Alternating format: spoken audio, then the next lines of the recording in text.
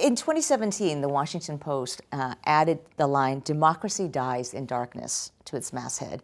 What does this line mean to you, and why do you think it's so important to add that line so prominently on the paper?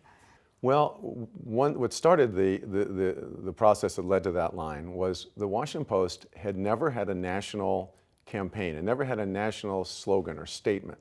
It had been, its audience had grown, but its message had always been local. So we started a campaign, a process I should say, internally, where we thought about how do we want to present ourselves. And we had a number of different alternatives. Actually, we had a list of about 600 choices.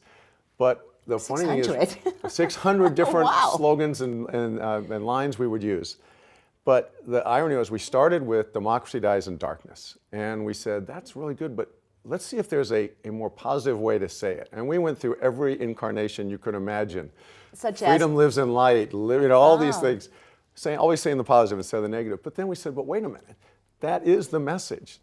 That without shining light on government and our process and our decision makers and our elected officials, democracy can die.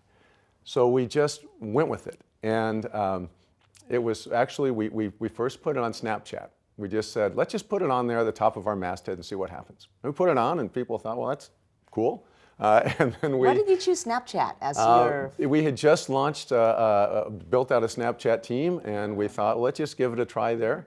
And then we started putting it on the website and on the newspaper. We never announced. There was never an announcement that here is our slogan. We're announcing it today. We just put it on, and it seemed to fit. And it's kind of evolved to be something that people associate with the Washington Post. I think the Post is always viewed, every publication has its kind of its unique identity. And the Washington Post has always been viewed as hard-hitting, accountability, investigative, scrappy type of journalism. And we thought that described it well.